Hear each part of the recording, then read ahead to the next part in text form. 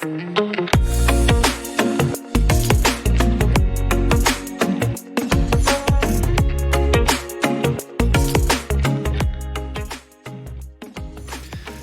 back to Normalized PTSD. This one is going to be Robin, but she's interviewing me.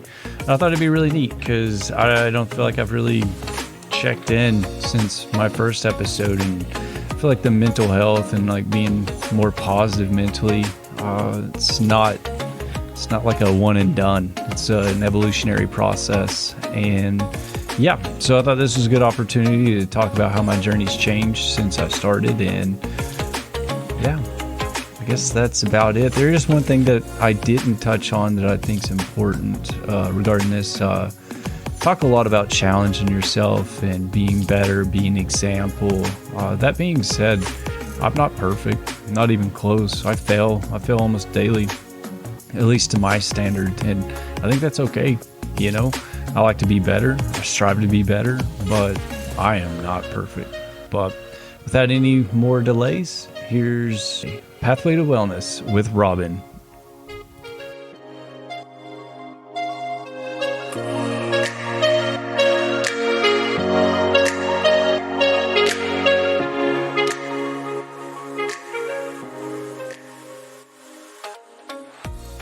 Hi, and welcome to the Pathway to Wellness with Robin podcast. This podcast is dedicated to veterans, first responders, and anyone wanting ideas and inspiration on ways to support and balance the mind and body. On today's show, we have a special guest. In the military, they called him Sleep, but his name is Jonathan. He's the host of Normalized PTSD podcast. He is a former explosive ordnance disposal technician, EOD, in the United States Air Force. He was diagnosed with TBI, PTSD, about 8 years ago, but he had no idea what that meant. He's been exploring ways to improve his quality of life ever since, and he wants to share his journey with others. Welcome, Jonathan. Thank you for being here. Thank you for having me, Robin. That was a great intro. I enjoyed that. Thank you.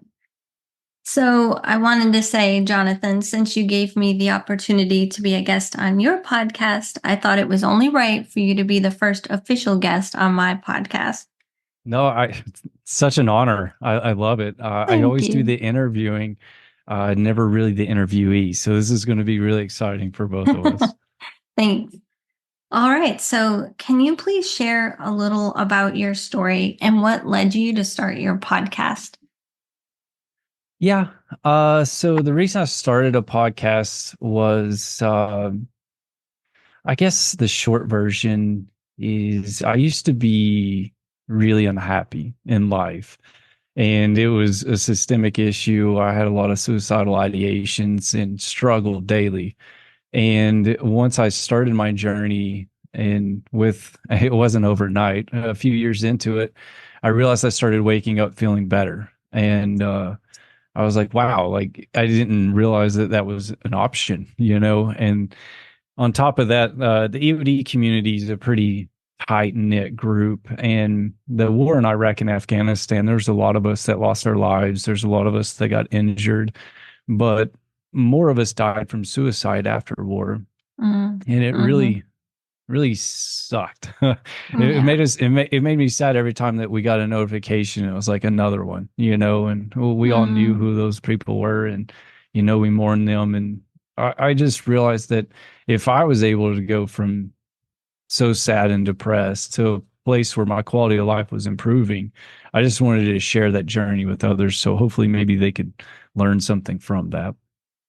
That is awesome. I love that. What led you to join the military and specifically the Air Force? Oh, that one's neat. So in high school, I didn't really have a direction. I just assumed I was going to go to college. That didn't happen. I was a bit of a wild kid. you know, had fun, goofed around, bit silly. One thing led to another, and I was in a joyriding incident with some friends, and we were introduced to the police. And then after that, they took me in, and this was right after 19 or 9/11 happened. So when Mm. 9/11 happened, we all saw it. I was in home ec, and they gave us an opportunity to go take the ASVAB. And I went and took the test with some friends because they gave us the day with no school. So it was like, sweet, awesome. But I did actually really well on the test, and they said that I could do any job I wanted. And I did really had no intentions of joining the military, even though my family was very patriotic. And my dad, he's a first responder, volunteer firefighter. He's currently the police chief back home. Oh, So it was wow. like we all like, I would say we have that underlining desire to help others, or at Mm-hmm. least I did. And it was probably because the example given to me by my father. Like, I really appreciate that still. He taught me how to be a man. But he was also the one that helped me out with the police issue. Because after Mm. that we went to the judge, and they basically said, well, we heard you took the ASVAB. How about you join the military instead of going to jail? And I was like, okay.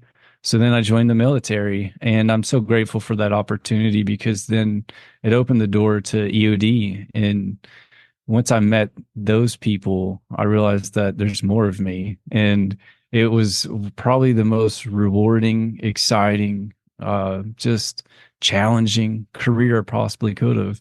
And EOD is not just in the Air Force, EOD's in all services, but we all go to the same school. So I picked Mm. the Air Force mostly because it's known that they have a better quality of life, as well as my grandfather was Air Force. I had one Air Force and one Navy, and they both served in World War II. But my grandfather that joined the Air Force, he's a little bit closer to me. So I went Air Force. Mm. You kind of hinted on this, but I wanted to ask, this is something I thought of after we last talked. What did you like best about it, about that position in the military? Well, they gave me a lot of options when I went to join because of my ASVAB scores. They're like, they were good. So they asked me about math, something about rockets, and I was like, no, thank you. Linguist, and I was like, I can't think of anything I'd rather not do. Because I took French in high school, and I was really bad at it, even though my teacher was phenomenal. It was just I didn't enjoy it. And Yeah. then the next one, they were like, well, there's this other job. It's you defuse bombs. You work with ATF, FBI. You sometimes are attached to special forces. And I was like, you're lying to me. And they're like, no, this is a real job. And I was like, why didn't you suggest that first? He's like, well, it's something like an 80% failure rate or 85. He's like, no one makes it through. And I was like, well, I will, so I picked Hmm. it. And then it started and went to the schoolhouse, which is about a year long. I think it's 10 months, maybe shorter, longer now. I haven't really kept up with it, but there's a lot of people that fell out. I think we started with a class of 21. And by the time I graduated, our graduating class had, I want to say 14, 12, 14, something Wow. like that. Huh. And then after that, later you look back at it, and I think there's several of that 14 or 12, 14 that died in action or by their own hands. So it's like it Hmm. was the connection that we had. It was a brotherhood, and I wouldn't just say brotherhood. Like, we had female EOD techs too that were phenomenal, Hmm. and I enjoyed it because it was always challenging, as well as if you've ever spent time in the military, you're always told what to do. And in this career field, we were reinforced to not be just subordinates. We were supposed to be subordinates with voices. So I really enjoyed the fact that we were encouraged to be knowledgeable about what we were doing. I really liked that. And Hmm. then in the uh, desert and deploying in those areas, it was really fun to be a positive impact on the groups that we were attached to, make sure that we kept them safe, kept hazards out of their way, as well as some civilians. There's a lot of civilians over there that we had opportunity to help and disarm situations. And, I remember having a guy come up and he had this huge tray of food and he's just praising Allah for us being there and, Oh. safing the area. And we knew that the food that he was giving us was more food than his family had seen in forever. But to not eat the food was so disrespectful. So, we Mhm. would eat it, but then also obviously give him money to kind of help that. But it Oh. was just so, I guess, it felt purposeful, like it wasn't Mhm. rewarding in a financial way. It was rewarding for my soul. At the time, I wasn't connected to these things. I wasn't aware of it. This is all looking back at it. It was really fun. I enjoyed Mm. it. And the people that I met there, still friends today. Oh, that's awesome. That's so cool. So, after you got out of the military, and transitioned, how did you know you needed to make some changes in your life? Okay. Well, I got out of the military. I went active duty to reserve, and one of my favorite humans in this world was my commanding officer, Jimmy Wood. And when I came back from Afghanistan, I asked him as well as my flight chief, I was like, I want to deploy again. I got in a mindset of just, I really wanted to keep going. That lifestyle over there felt more comfortable and normal than being here in America. I felt like when I came here, it was overstimulated. People cared about things that I didn't really value. It was complicated and confusing, and I just didn't Mhm. want to do it. And that's when my commanding officer, Jimmy, asked me to go talk to a lady. And I was like, who's this lady? And he was like, oh, she's just a friend. She's a counselor. She's on our side. Just be honest with her. I was like, okay. So I Mm. went over there and I sat down with her and she opened a beer, which is not something I've ever been used Mhm. to. And I was like, Yeah. oh, wow. So she had a beer with me. And I was like, wow, okay. Mm. I had no idea who this lady was, but she was over the mental health. I later found out. And I was like, Mhm.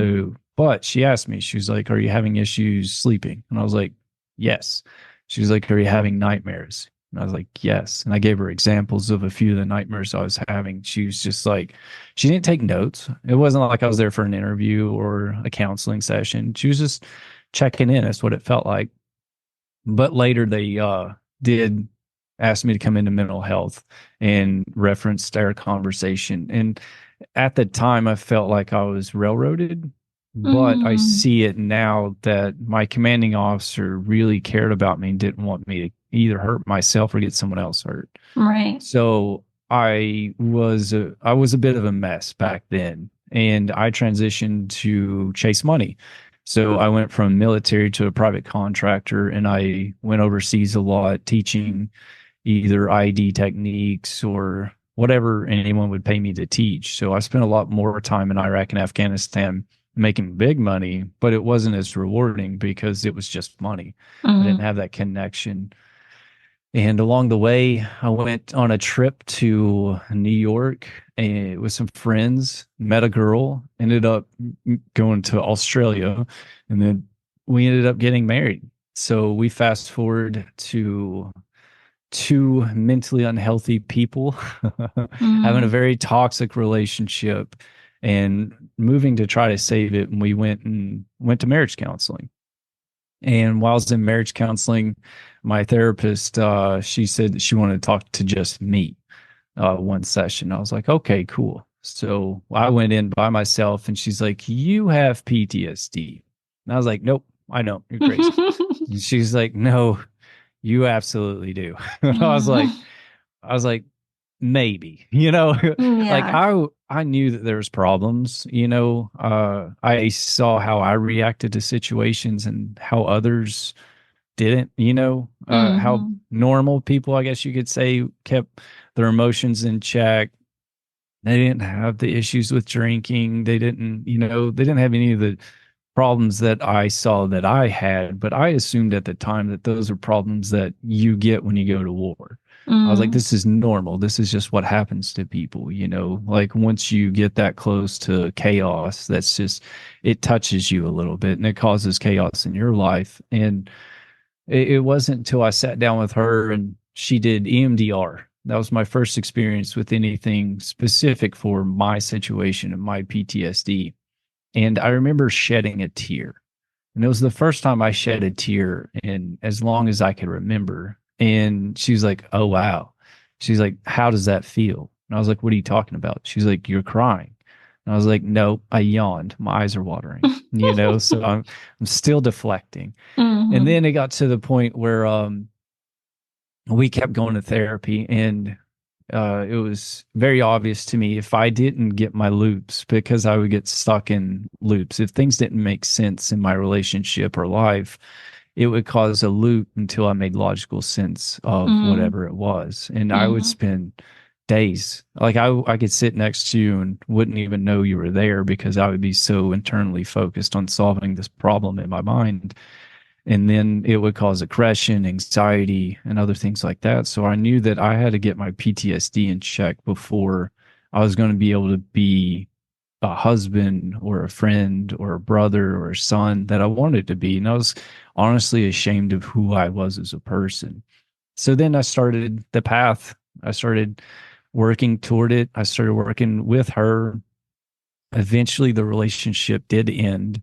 And it was at that point, it was about 3 years later that I realized, because I didn't feel like any of the work that I'd been doing was working. But it was at that point that I realized that that relationship was so toxic that it was creating a lot of the issues. So once that was over, it was, I was so obviously aware that I had been healing. I had been improving. I learned how to have boundaries. I learned how to not engage emotionally, you know, and then Mm-hmm. once that constant toxicity was out of my life, I was like, okay. I was like, I want to take at least a year for myself and I'm going to dive 100% into this PTSD thing. And then that's when things really started improving. The first thing that I did, I was just like, anything that I have control of that's negative in my life, I'm getting it out. So I Mm-hmm. started cutting out the bad friends. I started cutting out the drinking. I started all the junk food out the door, you know. And then once I got the things that I was aware of, because uh, I, it comes in levels, you know, like I feel like you only see what you can see. You're almost Mm-hmm. like you only know what you know, or you so then at that point, like I was only aware of like pretty shallow and superficial things. So it was like diet, exercise, those kinds of things. And then Mm-hmm. eventually I found meditation, and that led me just down a path of mental health. And I mean, I tried Bikram yoga. I did all kinds of weird things, and it was fun, as well as like I started seeing myself improve a lot. And yeah, I guess that was a long way of saying or answering your question, but that's No, how it that's started and that's where it went. I just that's didn't want to good. answer too many of the questions that you may ask down the road. Oh no, that's fine. When you say you kind of cut out toxic people, toxic friends, and Mm. also stop drinking, like, did you just do that? Well, how did you do it with the friends? And then as far as alcohol, did you just do it cold turkey or did you kind of just wean yourself off? At that time, I was already. I had a friend in Puerto Rico way back in the day, still a really good friend, and he did a year sobriety, and I saw a lot of positive impact that it did with his life and how it helped him quit smoking. He lost weight. He just became a like overall a healthier person. Mm-hmm. And he got the idea from his friend who did it, and it had the same impact. So when my marriage was going really bad, I was uncomfortable drinking when I was upset or unhappy, because I it historically had problems. Like I would not have the discipline that I would yell, I would swear. So that year I decided to not drink, and I was like, I'm not going to drink for this whole year. Well, once that year ended, it was pretty close to the same time that or relationship ended. So I just continued not drinking. But yeah, it was Mm, cold turkey initially, but yeah. it was just because I was so overwhelmed with life that I knew if I drank, it was going to lead to something negative. And I Mm, had been doing so much work with my mental health that I felt that it was easier to stop drinking than to continue processing negative things that I had done. mm. And as far as cutting out the toxic Okay. people, sometimes That I think that's that's a hard. natural process. Yeah, it is, and it's some are super easy. Like if there's Mm, a friend or whatever that I had that I realized that I'm 100% the one engaging in that person. Like, hey, how you doing? Hey, what's up? Like it was those are easy to cut out, but the ones that are living really unhealthy lives that you really care about, I mm, wouldn't say I cut them out completely, but I put them like, what is that? There's a podcast, My Favorite Murder. Have you ever heard that podcast? mm-mm. They're hilarious. These are two Cali girls, and they talk about their favorite murders. And they wrote a book, and I was reading their book, and they talked about rings of friends, and it's like the first one, like you can have tons of friends, but you can only give so much energy. And those really, really close friends, like your ride or dies, you want to keep those really close, but you never want to have, they suggested no more than five, something Hmm. like that. And then the next ring, you still give them love and attention, but it's not as much. It's like, 10, something like that. So that's when I just boiled it down. I was like, who are my ride or dies? I have so many EOD brothers that I absolutely adore and I love them to death. But it's hard when we're all over the United States. Thank Mm, goodness we have group chats, yeah, so we could touch base that way. But my ride or dies are here on the island, so I just started investing more time in them. The that's other ones good. living really toxic lifestyles. Uh, it was hard at first because I find being the best version of yourself means giving your energy to yourself first. And it Hmm. feels selfish. I feel like in society, it is taught that that is selfish, that we're supposed to be giving it to others. But if you're not your best version of yourself for yourself, you can't be the best version of yourself for others. So I Yeah. feel like it's a disservice to others to not give you what you need first. And we could talk more about that later of kind of like the routine. So I started a healthy routine that I do for myself. I've gotten a bit lazy recently due to just life getting busy, but yeah, I think that that's important, And but it's you, hard. yes, yeah, it definitely is. But so worth it when we are able to do it. Can Mhm. you tell me about your routine? Yeah, absolutely. My favorite part currently my routine is to go to jujitsu. I love it. It's my favorite. Mm, There's a lot of layers to why, but it's any sort of cardio or exercise. I do it usually every day, and then after mm, that meditation, and then the other ones. I used to be really regimented with like there was more to it. I'd work out, and then I do cardio, and then after cardio, immediately I'm doing meditation, then I'm eating. And mm-hmm. I realized I spent so much time like doing that I was really missing opportunities in life. So I just kind of loosened it up a little bit, but kept it as healthy as I can. So it's Yeah. always exercise in the morning, followed by meditation. And then after that, just making sure that I drink enough water and I eat. Because I have that body type. If I don't eat enough protein, I get really like weird skinny. So I always like make sure I'm always eating about every 3 to 4 hours. Oh yeah, I have to do that too. I think my stress style is like to lose weight rather than put it on, and it's kind of Hmm. frustrating because I'm trying to gain a little more muscle, and it's just I don't know. I have to figure that out. Yeah. But through my healing journey, as my body was balancing, it's like I was losing weight rather than, putting. I mean, don't get me wrong. We want to be at a healthy weight as much as possible, but I think it's easier to lose weight sometimes than it is to put it back on. Do you find that Yeah. to be true? For me, yeah. I have a Yeah. friend out here. He's the absolute opposite. His whole goal is just to keep weight off, like putting weight on, as well as he's always just naturally so much stronger. Yeah.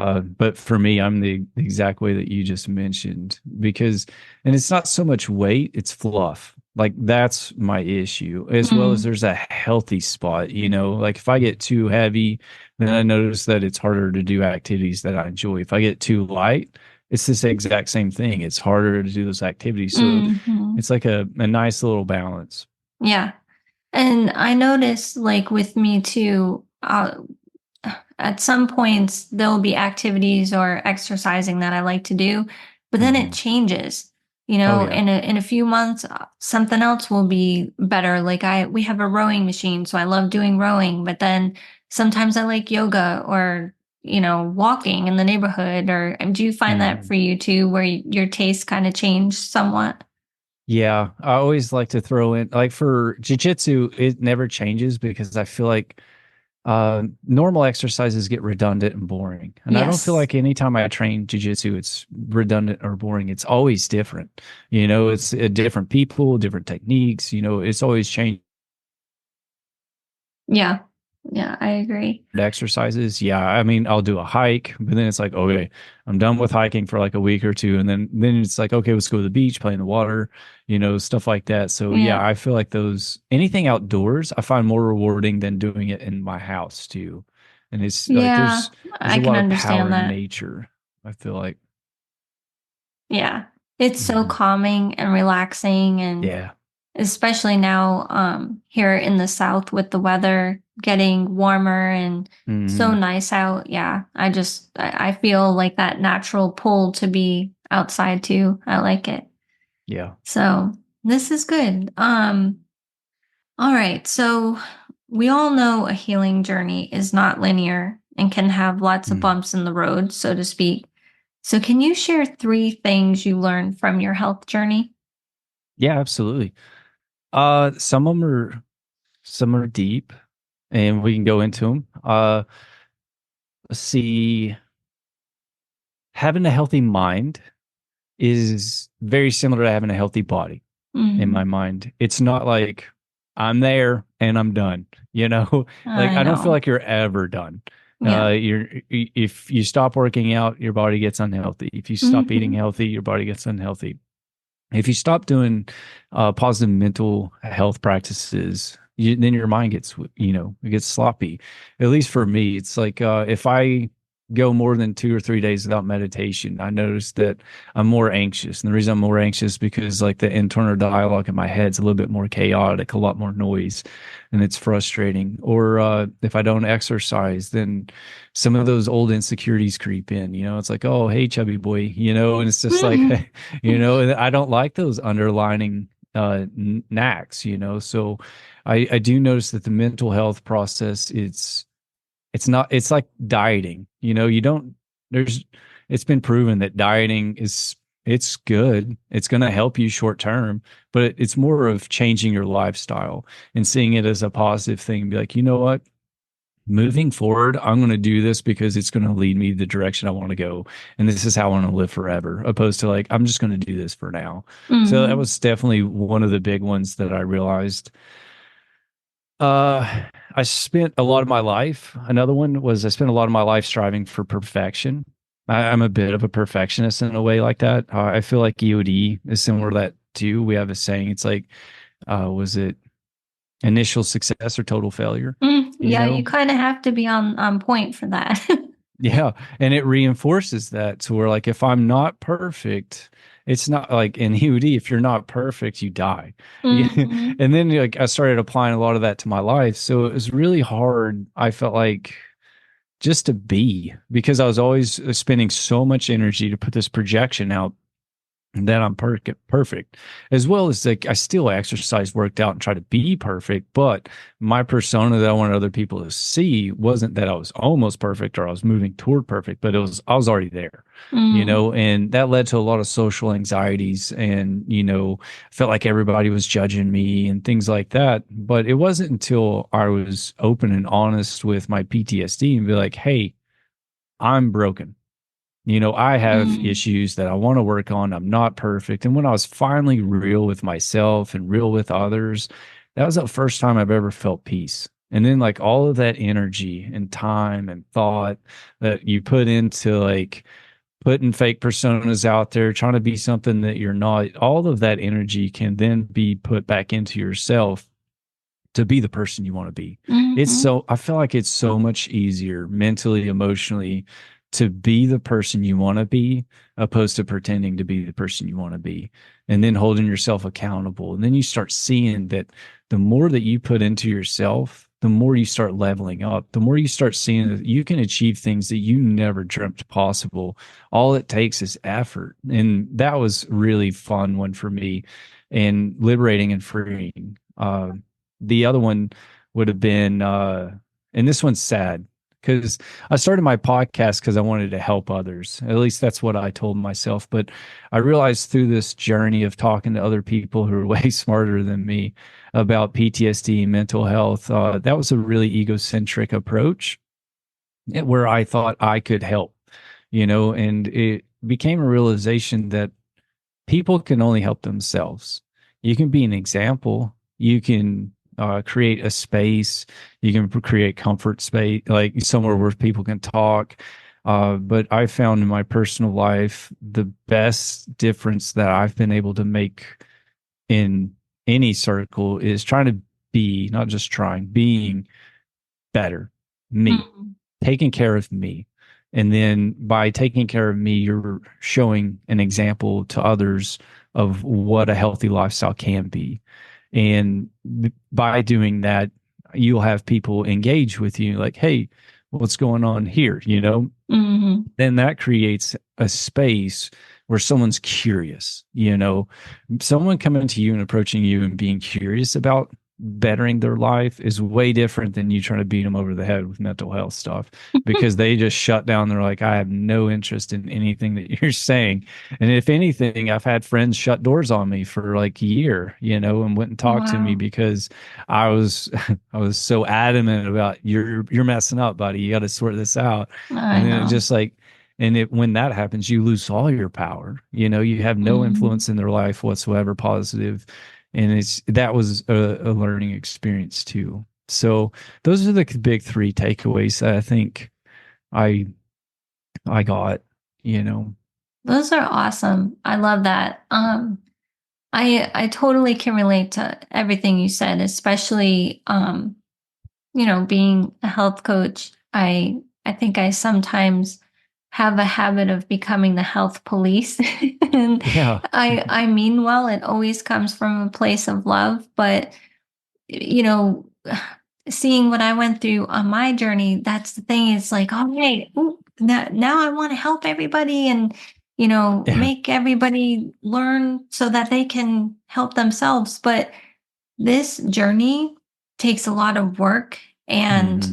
you either have to be at a point where you have no choice and you have to change, or Hmm. you just want it so bad that you do what you got to do to change. And sometimes, I mean, well, most of the time, change is not easy. And a lot of people don't want to put forth that effort. It's easier to just stay, not doing good Yeah. and just deal with it than have to change it. So Hmm. I can totally relate to all of that. That was awesome.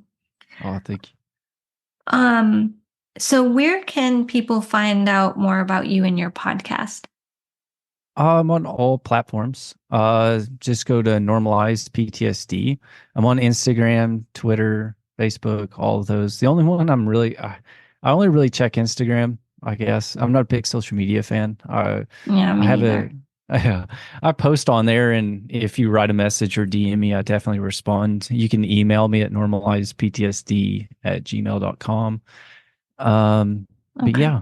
yeah, those would be the ones. I was going to talk about you just spoke, and it reminded me of short term, long term effects of coping, like strategies. Like back in the day, I see now that drinking and some of the other bad habits I had were instantly gratifying with long term negative effects. And I felt like that approach is hard to break because you just do it again and you feel better immediately. You do it again, you feel better immediately. You do it again, Mm, feel better immediately. And like you're having that positive reinforcement of it feeling good while it's constantly putting you in a more darker spot. And it wasn't until I started changing that approach to things that were a little bit discomforting now, but with long term, huge positive gains. Mm, And that's when I started seeing a lot of things improve in my life. that's But awesome. and I, jujitsu, I was going to talk about that too. I love yes, jujitsu, please, and please. I don't want to like the reason I got into jiu-jitsu is because I read an article about attention training, and I saw how the approach correlated with martial arts. And for me, I always had like an interest in jiu-jitsu, so I got into that with a guy named Kavika. And what it does for me, and I can definitely I don't know, confirm it for me anyway, is I was stuck in the fight or flight. Like every day in my life was fight or flight. Mm, I go to the mm-hmm. grocery store. I'm it's called was it threat avoidance. I'm constantly avoiding threats. There's always a threat. Threats are everywhere, and it's just the way I felt like Yeah. that every day in life. And then attention training, what it does, especially in well, I can just speak for really jujitsu, maybe a little bit of Muay Thai, but it's when you're in positions that are threatening, you're avoiding threats. There's Mm-hmm. other positions where you're comfortable and you're not in a threatening position. Like someone's in my close guard. Then I'm threat awareness. I'm able to walk it back. I'm no longer in that fight or flight. So that constant repetition of going from threat awareness to threat avoidance, like constantly doing that in that training, was able to teach my brain how to do it in real life. So then I was able to go to grocery stores, do things like that, and it wasn't overwhelming. It didn't cause any anxiety or anxiousness, as well as when I had PTSD, like or I do have PTSD, but when I had it unregulated and I wasn't like aware or doing anything for it, I noticed that I would hide, I would isolate, whether I didn't want other people to judge me, I didn't want to say or do anything that I'd later regret. I didn't want to, I was always constantly assuming other people were judging me, kind of thing. Uh, I realized that it made my triggers more sensitive, so Mm-hmm. smaller things made me uncomfortable. Like, and the way that I was able to combat that was to do challenging things. And I think that that's the key. I think that that was the key that I've been looking for a long time. And if you look at in vivo exposure, like that's one of the most like successful approaches for therapeutics, is like putting yourself in uncomfortable situations. And then I Mm-hmm. started doing that, and the more I got comfortable with uncomfortableness, the more uncomfortableness I could do. So it was like my threshold just kept getting higher. So then it's like my anxiety went lower, and it's just, but it's like mental health in general. It's like as soon as I stop doing those things, then it slowly starts creeping back down. So it's Mm-hmm. just Yes. constantly challenging myself is another big one that I think is really awesome. That But is anyways, something I definitely need to do more of because I am staying in the comfort zone a little more yeah. than I need to. So what are some things that you would do to challenge yourself? Uh trying to think, the first ones was going to I didn't know what mental health practice or what coping mechanism I was going to like. So I went to everything. I went to Mhm. like hot yoga. It's horrible. I went in there. I signed up for the wrong class. I signed up for the intermediate class, and I go in there and throw my mat on the ground. And then the instructor's like, "Oh, you want to stand in front of Dragon's Breath, do you?" And I didn't know anything of what she was talking about. And Oh then we my got started goodness. and she turned it on and I was in front of the fan and I was like, oh, I messed up. But that ego inside of me was like, well, you're not going to quit. You can't quit. So I went through it and it had its perks. And then after that, I found iRest yoga. There was a lady here that does iRest yoga, and she is just lovely. She does it for veterans, Hmm. and it's good stretchy yoga, and that end of it's meditation. And it hit, and I was like, oh, I was like, okay, I like this kind of yoga better than that yoga.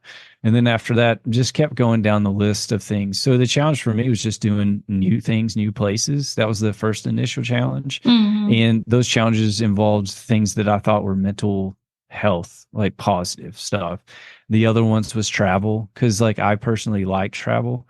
Like when I got out of my relationship, my therapist suggested do things you like. And I was like, I Mm. don't know what that means. I was Yeah. like, I've spent so much of my life trying to make that individual happy that I don't even know who I am anymore. So then it was like, okay, well, what things did I used to enjoy? And it was like, I used to travel, you know? So I went to, I think it was Manila, Philippines. Horrible idea. It was chaos, lots of poverty. And I was like, missed the ball in this one. Didn't, I got Oh. robbed before I got to the first Oh my cab, goodness. but not like a lot. It was only $100, but $100 there was a But lot. still. And then the next one, I went to Alaska, and I was like, okay, well, this was awesome. I love this. And I was like, well, what about this?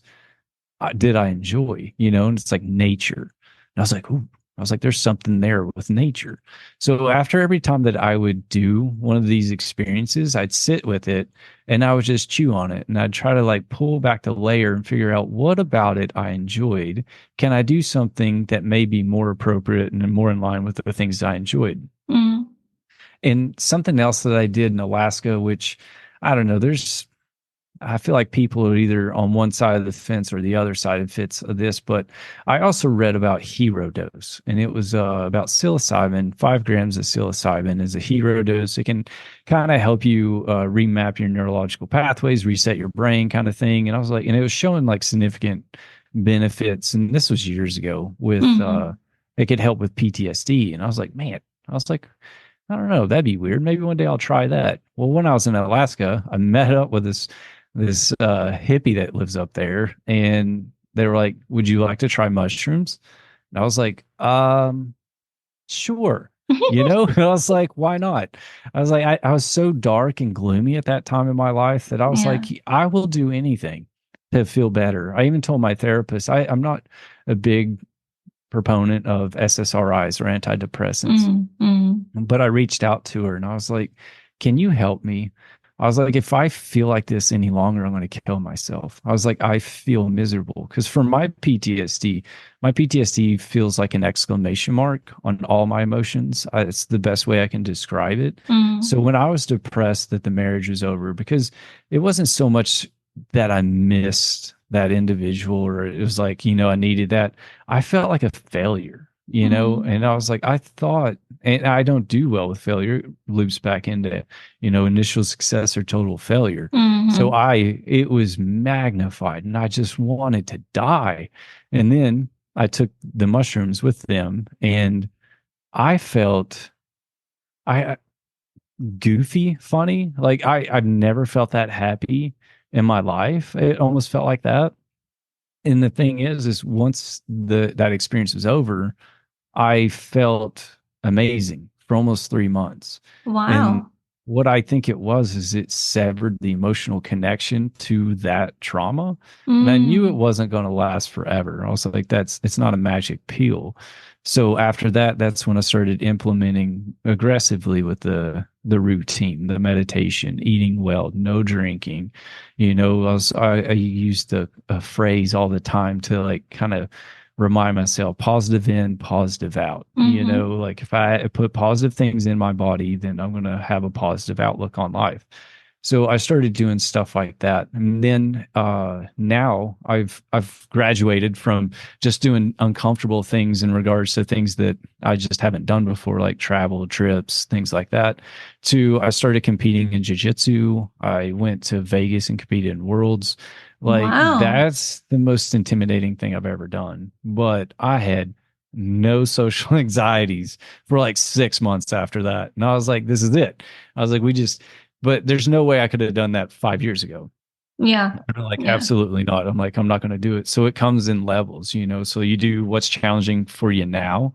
And then when that's not challenging, it's just like lifting weights. Like if you're lifting heavy Yeah. weights, if you're benching like 45 pounds, you know, that's good. Sure. Mm-hmm. But once that's really easy, then you put on a little bit more and a little bit more. And then before you know it, you're repping out 225 and you feel like Hercules, you know. So that's how it started. That's where it's at. And I'm excited to see like what's going to be challenging in the next year or two, you know, like keep pushing that.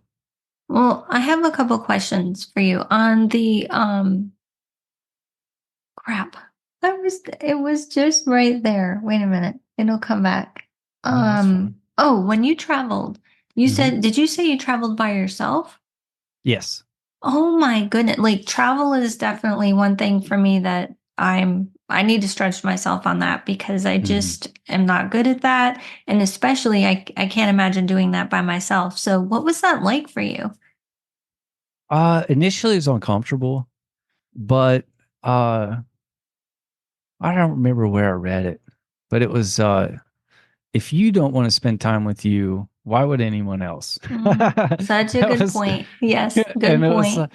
I was like, if I can't be comfortable with myself and not just that, but like able to be I don't just in any situation because I'm like I always reference back and I'm like I'm an EOD tech, and like I just like you did this, you did this, you did this. You can get on a flight, fly to Alaska by yourself, and you're going to be fine.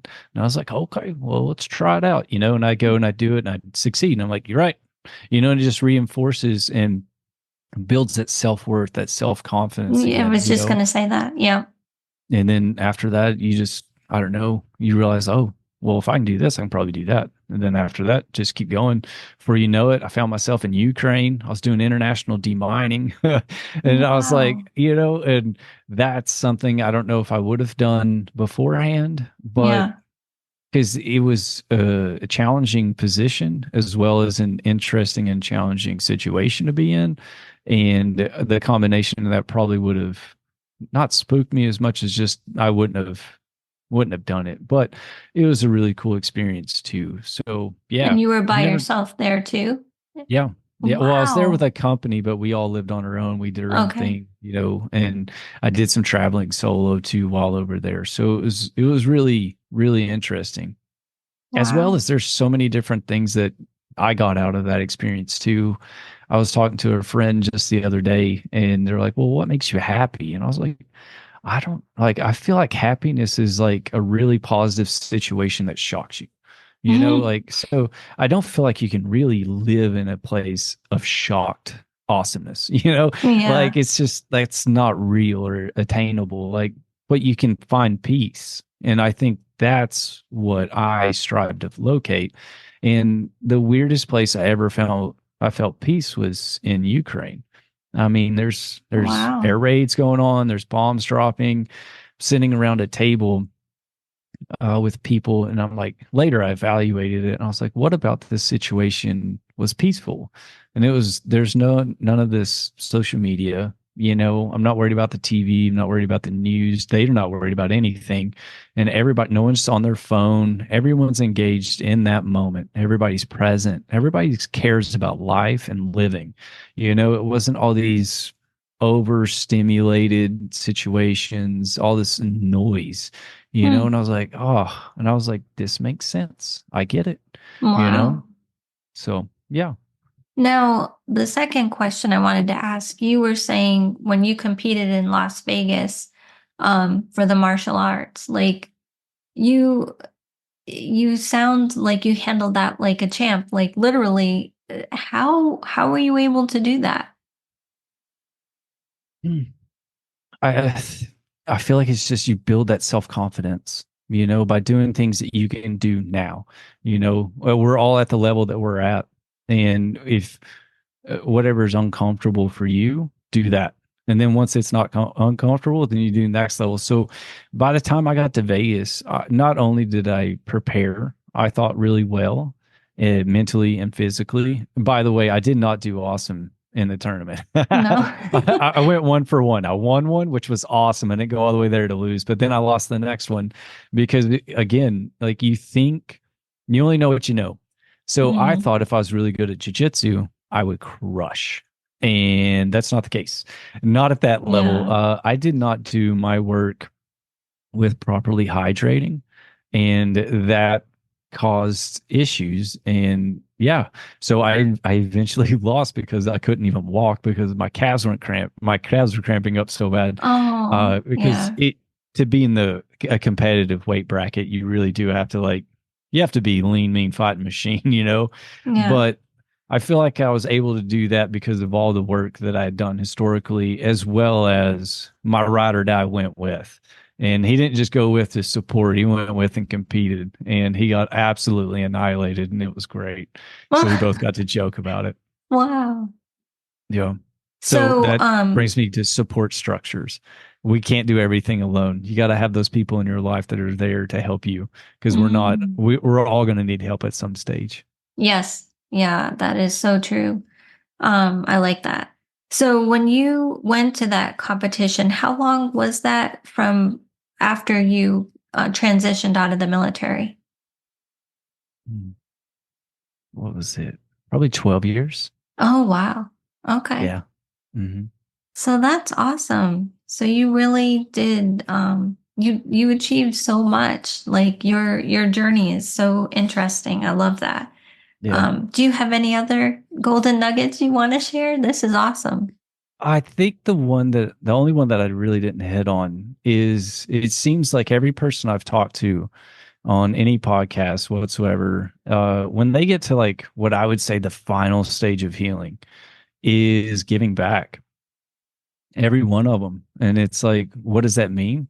It means whatever you want it to mean. But what I've seen is that desire to give back to the community that they love. And whether it's a podcast, whether it's a blog, whether it's traveling, sending photos, spending time with family, training jujitsu for kids, whatever that means to that person, giving back to the community and giving back to others, I see there's a huge reward in that for people. And I encourage people to do that. Yeah, I think that's awesome. Yeah. I even from your podcast, the people you have on there, like these are heavy hitting people. These, I mean, anybody on a podcast is so informative and so helpful, but the tidbits and the information that they're sharing, like you've collaborated in all of that, like that alone, it's such a great place to go to find information that you wouldn't even think about. And they just so freely share the information. So I'm sure your podcast is very helpful. I know it helped me. So I Oh, appreciate thank that. you. Sure. That's the other thing I thought was really cool. Like, I didn't think any of these people would ever talk to me, you know? Like, that was challenge one, reaching out to people to talk. And you wouldn't believe how helpful and how much these individuals want to be helpful. And that's Yeah. what shocked me because I wasn't aware of people really helping with mental health. I don't know if it's because I had the head in the sand or what it was, but all of these people, whether it be Ken Falk with Boulder Crest, and Hmm. he's a huge legend in the EOD community. Like everyone in my I guess class, my generation, we all knew him for what he did in the commercial side, and it was Hmm. just dude's amazing. And then you go from that to Tedeschi, like that guy Hmm. Yeah. identified that out of what was it? Every POW in Vietnam, only four were ever diagnosed with PTSD. And those are the four Hmm. that spent the least amount of time in POW camps. And that was like, I was like, what? Like 4%? He's like, no, four. And he's like, because they changed the perspectives on the situation. And that's how it led to post traumatic growth and him claiming Well, that. it's also like you said earlier, they had a support system. They had a way Yeah. of communicating and they Yeah. were there for each other and they got themselves through it. Yeah. And they Yeah. didn't have the option of pretending that wasn't a situation. They had Yeah. to accept the situation for what it was and then Yeah. adapt. And I feel like that's what we all have to do. I know. I know. But yeah, Definitely valuable lessons there. Life I know. lessons for sure. Yeah. But it's a fun journey. I love talk. I feel like every one of them I talk to, even the silly ones. I've talked to my buddy John. He's the one I refer to as silly, just because he's no, he's a character. But out of all the conversations, there's always tons of nuggets that I'm like, okay, I find that valuable and I want to apply that to my life and Hmm. improve and just keep leveling up. That's awesome. Cool. All right. Well, um, again, is there anything else you wanted to go over or share? No, No, that's everything I got. I really enjoyed this. I think Me you're doing too. great. I'm excited Thank to see where you. it goes. And if there's anything I can do to help in any way, please reach out. Thank you so much. I really appreciate you being on the show, and I look forward to learning more from you and your podcast. Awesome. Thank you so much. You have All a great right. day. Thank you. You too. Bye. Bye.